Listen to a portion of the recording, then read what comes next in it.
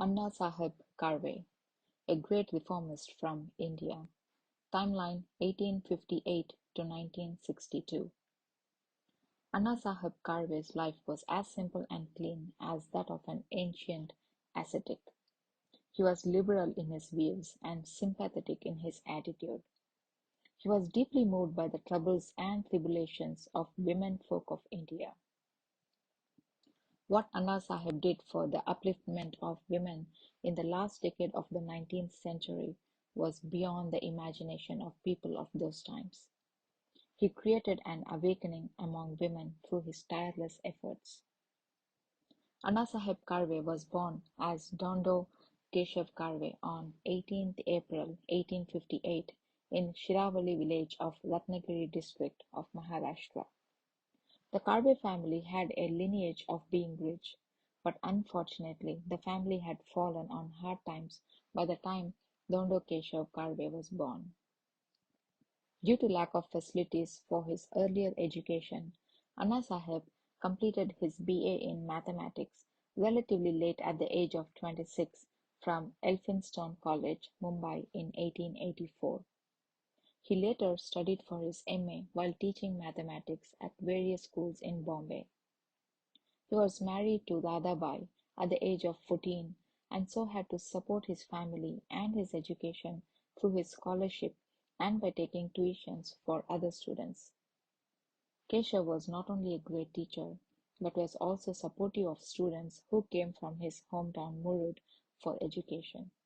His house became a hostel for many such students. Radhabai fell ill during this period and died in 1891.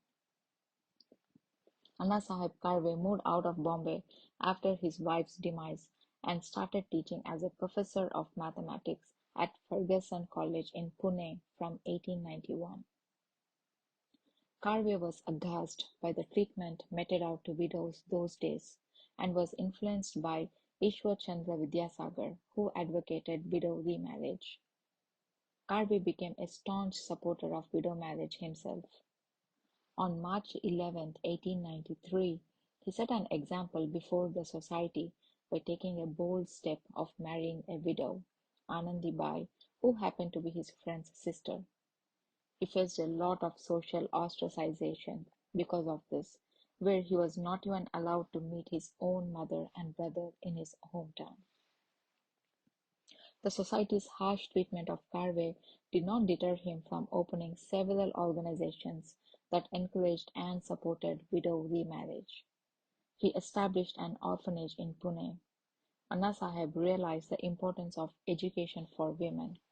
He spared no efforts in starting Bharatiya Mahila Vidyapith, the first university for women in 1921. He traveled to Europe and America between 1929 and 1930 to raise funds for the Women's University and met famous people like Albert Einstein that helped formulate his opinions regarding his work. He gave several speeches across Europe and America on women's education and social reforms in India. Then in December of 1930, Anna Saheb visited African countries like Mombasa, South Africa, Kenya, and Uganda to raise funds. Anna Saheb worked tirelessly for the abolition of caste and untouchability. He spent most of his life working for the cause of widow remarriage and raising the status of women by providing educational facilities for them.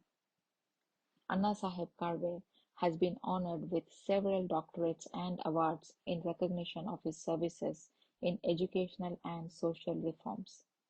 He was given the Padma Vibhushan in 1955.